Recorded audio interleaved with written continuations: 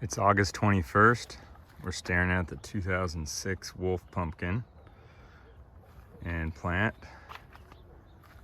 And I think today's gonna be a pretty short update. Like I mentioned last week, there's really not a lot to update other than just things are chugging along.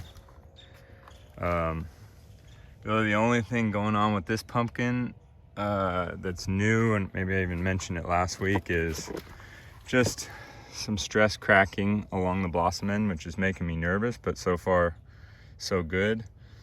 This pumpkin is still growing kind of anywhere between 13 and maybe 18 pounds a day. Probably that's my measurement error, not really actual fluctuations. If anything, the actual fluctuations probably come from, weather. If there's a warmer evening and it's warmer at night, maybe I get a little bit more gains. But it has certainly slowed down. It's weighing in the mid-high 1300s so far, or right now. And yeah, all I want at this point is, no fanfare, just kind of, if it can just kind of keep plugging away with those, modest gains, I'm happy with that. The stem split on this pumpkin hasn't changed since the day I found it. It's hard to really get the camera down there, but nothing worse there. You are starting to see some of the cantalouping texture here, and that's normal. And the plant is still got lots of good green leaves out here. We had a few hot days last week, so the age on the leaves going back in time here, still, they're starting to get pretty aged. But yeah, that's about it for the 2006 Wolf. Let me go show you the 2560 Ginger. So here is the 2560 Ginger. It's on day 64 and actually starting to look less of a cream colored pumpkin and actually getting a little bit of a sort of yellowy orange to it. This pumpkin is so wide. So I've made that side wider by like 2+ feet, and then I had to make that side wider by 2+ feet. I'm not using all of those feet yet, but it is way off the original board. And I am making a little bit of contact down here, which it wasn't touching until just recently, so it is actually touching there, so I got to keep an eye on that.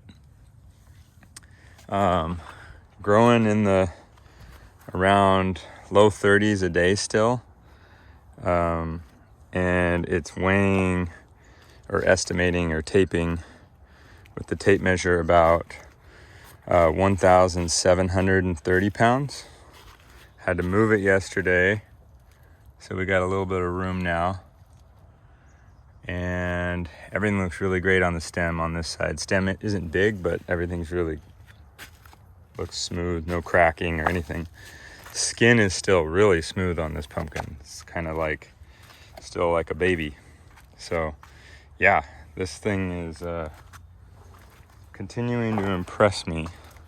I'm just along for the ride.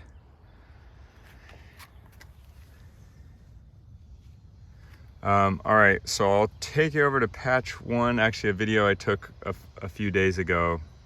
Unfortunately, bad news over at patch one.